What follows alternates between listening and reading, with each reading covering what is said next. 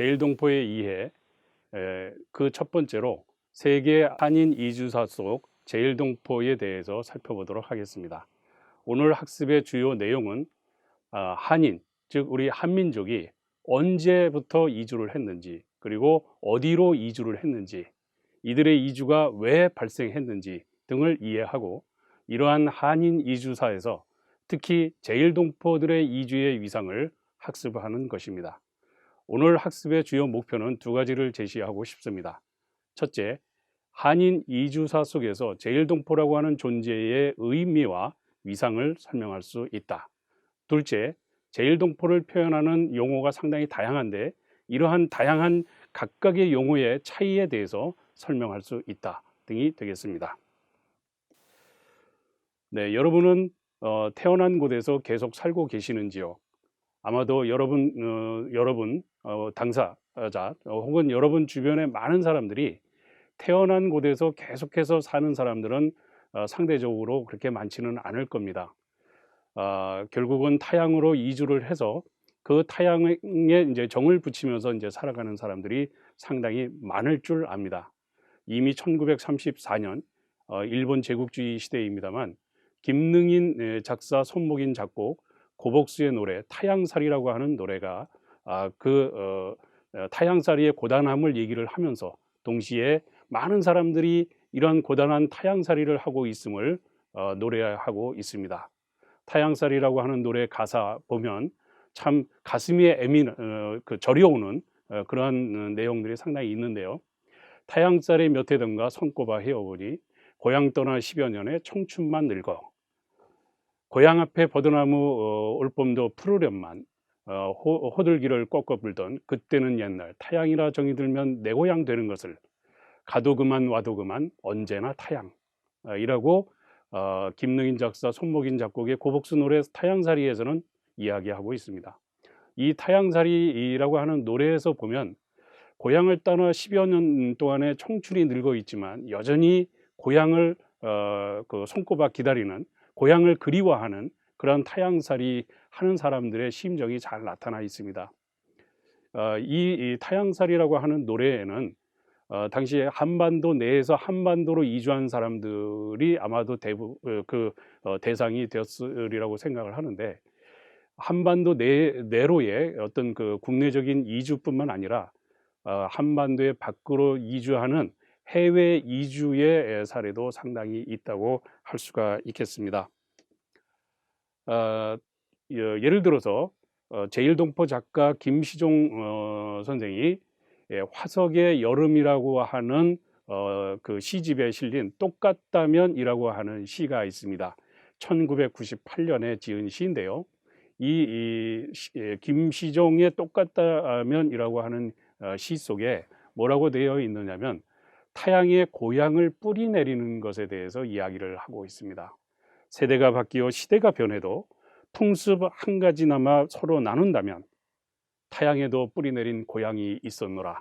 나 자신에게 말해도 좋겠지. 멀어진 나라가 똑같다면 한가위 쳐다보는 달도 똑같겠지.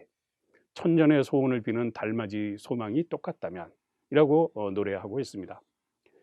방금 전에 그 타향살이라고 하는 노래는 개인 차원에서의 국내 이주를 소재로 한 것이라고 한다면 이 김시종 씨의 그 똑같다면이라고 하는 시에 나타난 타향에도 뿌리 내린 고향이 있었노라. 그리고 떨어진 나라가 똑같다면이라고 하는 이 대목에서 보면 어떤 개인 레벨의 이주라기보다는 민족의 또는 그 한인의 레벨에서 보다 더 큰 레벨에서의 이주, 즉 해외 이주. 이 김시종 씨 같은 경우는 김시종 작가 같은 경우는 제일동포이다 보니까 우리 한반도에서 일본으로 이주해간 사람들의 그 이주한 곳에서 다시 고향을 그 낯선 타국 땅에서 자신의 고향을 다시 뿌리 내리는 그런 그 과정을 거치면서 동시에 자기가 떠나온 고향 고국을 생각하는 민족 레벨의 어떤 그 향수를 얘기를 하면서 노래를 하면서 일본 사회에 그 고향을 뿌리 내린다, 타향의 고향을 뿌리 내리는 그런 그 어려움을 얘기를 하고 있습니다. 예, 그 정도로 이제 한반도 그 자신의 고향 고국이 그립다 하는 것을 노래하고 있다고 이렇게 설명을 할 수가 있겠습니다. 자, 그렇다면 우리가 살펴본 것처럼 왜 한인들이 이주를 했나, 언제 이주를 했나 하는 것들을 좀 간략히 살펴볼 필요가 있을 것 같습니다. 우선 그 한인들이 이주한다고 하는 것은 글로벌 세계의 그 관점에서 보면 글로벌 이주사 속에서의 이주라고 하는 그런 그 측면도 있기 때문에 글로벌 이주사를 한번 살펴볼 필요가 있겠는데, 글로벌 세계에서의 그 이주의 주요 계기로 작용한 것은 대항해 시대라든가 또는 산업혁명, 그리고 제국주의나 식민지주의 같은 것들이 그 계기로 작용했다고 볼 수가 있습니다. 뭐 여러분 뭐 그 세계사 시간이라든가 한국사 시간 등에서 학습을 어느 정도 하셨으리라고 생각하는데, 대항해 시대라고 하는 것은 약 15세기, 16세기경부터 시작이 됩니다. 예컨대 나침반이 발견되고, 그리고 그 배들이 규모가 커지고 그러면서 미지의 세계로 이제 탐험을 하기 시작을 합니다. 그러면서 이제 대항해 시대가 열리는데, 이 대항해 시대라고 하는 것을 유럽에서는 에이지 오브 디스커버리라고 이렇게 표현을 합니다. 이게 디스커버리라고 하는 게 항해를 의미하는 게 아니고 이제 발견이라고 하는 뜻인데, 발견의 시대. 다시 얘기해서 유럽이 그동안 유럽의 시야에 존재하지 않았던 미지의 땅을 발견하는 시대. 그 미지의 땅을 발견하기 위해서 하기 위한 하나의 그 계기로서의 항해라고 하는 그런 의미를 가지고 있습니다. 그래서 우리 한국에서는 대항해 시대라고 하는 표현을 사용을 합니다만, 유럽에서 에이지 오브 디스커버리라고 발견의 시대를 대항해 시대라고 부르는 것 자체가 지극히 유럽적인 역사관이라고 볼 수가 있겠습니다. 그들에게 있어서 항해라고 하는 것은 그 유럽의 세계에서, 유럽의 시야에서 보이지 않던 신대륙을 발견하는 그런 시대였다. 그래서 콜럼버스가 아메리카 대륙을 또는 그 바하마를 발견하고 또 희망봉을 거쳐서 어떻게 하고 하는 그런 스토리들이 하나같이 대항해 시대라고 우리는 이해를 하는데, 유럽의 경우에는 발견, 대륙을 발견하고 희망봉을 발견하고 하는 식으로 이제 이해를 하는 겁니다. 이렇게 15세기, 16세기에 산업혁명이 일어나고, 대항해 시대가 일어나고, 또 18세기 초반에 가면은 18세기 말 19세기 초반 정도에 들어가면 산업혁명이 일어나게 됩니다.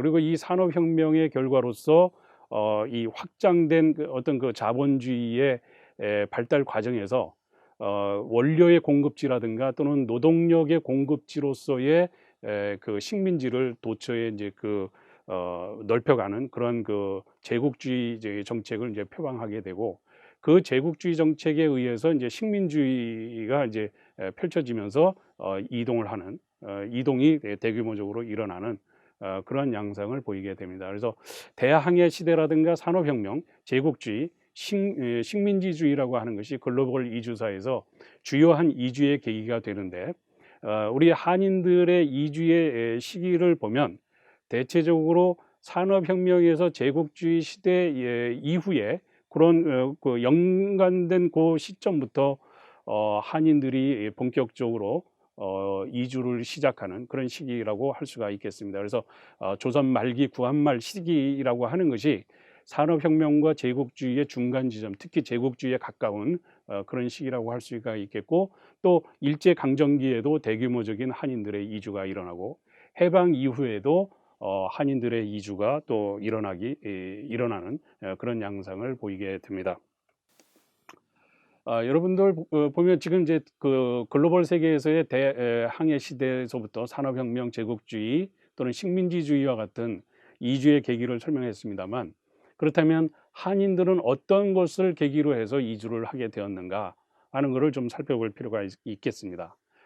구한말 시기부터, 조선 말기 구한말부터 이주가 시작됐다고 말씀을 드렸었는데, 이것은 그때 당시에 이제 그 경제적인 공군과 또는 그 지방 관료들의 관리들의 학정, 밀란과 유민의 발생 같은 것들이 이제 이로 인해서 일어나는 그런 측면에서 보면 국가의 위기라고 이제 볼 수가 있습니다. 즉 지배층이 분열되고 통치가 불능 상태에 빠지고 따라서 국가가 백성들을 보호하는 역량이 상당히 미흡한 그런 상황입니다. 그래서 세도 정치의 폐해가 심해지는 가운데 백성과 일선에서 마주하는 지방 관리들의 횡포가 극에 달하고 우리가 많이 그 역사 시간에 공부를 했을 겁니다. 삼정의 문란이라고 하는 것, 즉 전정, 군정, 환정.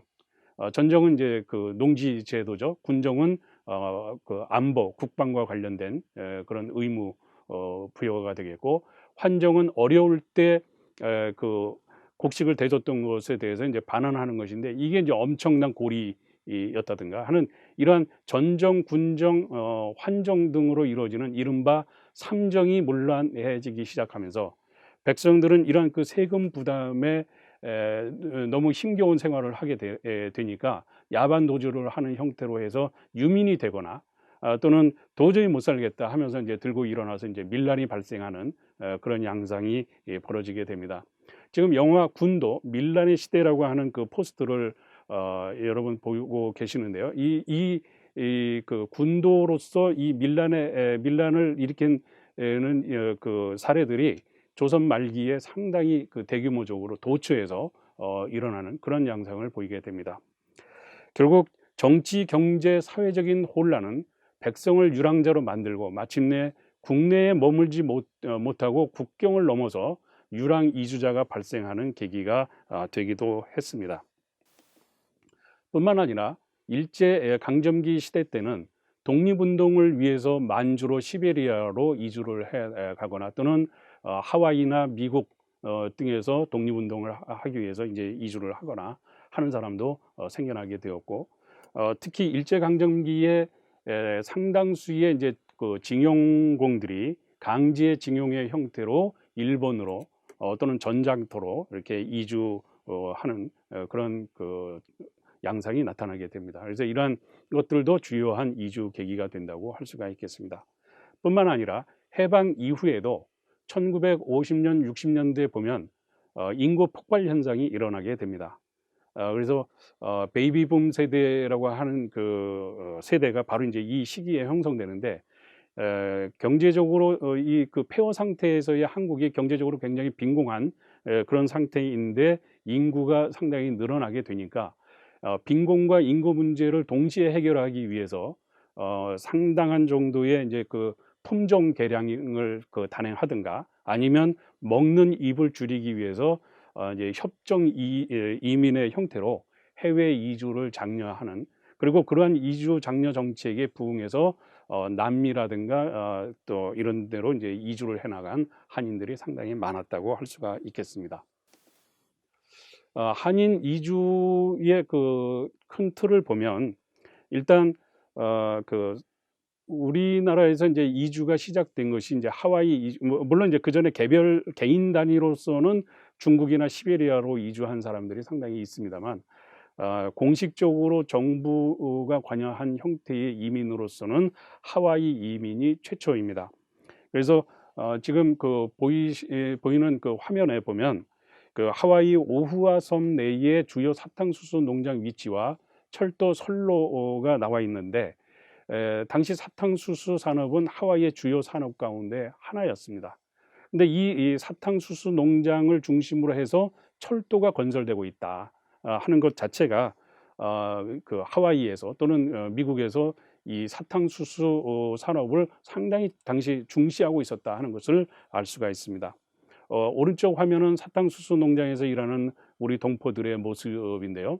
노동집약적인 산업으로 노동력 확보를 위해서 이제 한인을 수용한 것이 그 하와이로의 한인 이주의 시발점이라고 할 수가 있겠습니다.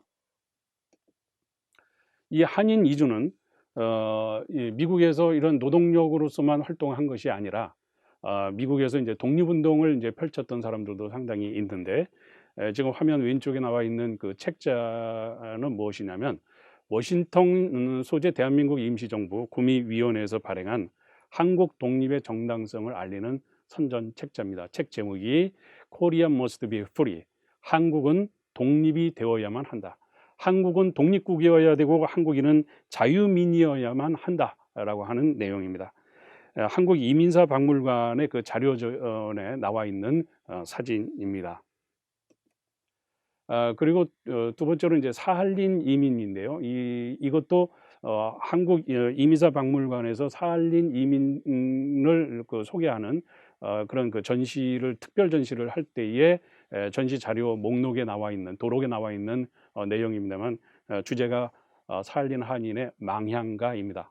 광복 70주년 및 한러 수교 25주년 기념 특별전의 포스터입니다.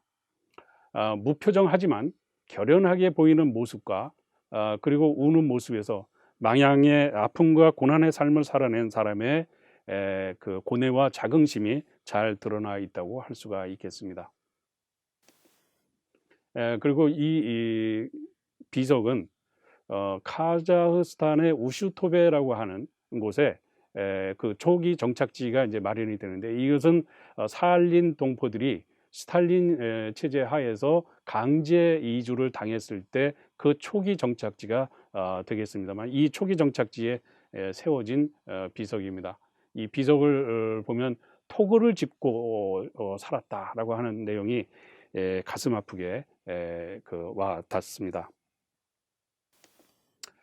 그리고 이 슬라이드는 독일의 그러니까 그 해방 이후에 독일의 광부와 또는 간호사로 이주한 사람들을 소개하는 그런 그 사진인데요. 이 역시 한국 이민사 박물관의 도록에 나와 있는 내용입니다. 왼쪽에 있는 사진은 출국에 앞서서 김포공항에서 환송하는 모습입니다. 2층 건물까지 사람들이 꽉 차서 장차 미지의 곳으로 떠나는 사람들을 환송하고 있습니다. 오른쪽은 그들이 타고 온 비행기 그 주변에 모여든 사람들인데 이제 프랑크푸르트 이제 공항에서 이제 찍은 사진입니다. 여기에 보면 한복을 입은 여성들이 상당히 많이 그 등장하는 그러한 모습을 볼 수가 있습니다. 그래서 한국에서의 사진과 독일 프랑크푸르트에서의 사진이 대비가 되는데 특히 독일에서 찍은 사진에 보다 더 한국스러움을 드러내는 모습들이 많이 나타나고 있다고 하는 점이 상당히 이 사진이 갖는 어떤 한인들의 그 모국에 대한 어떤 그 정서라고 그럴까요? 정체성이라고 그럴까요? 그런 것이 이런 의상 속에서도 알게 모르게 이제 드러나는 측면이 있지 않나 이렇게 생각해 봅니다.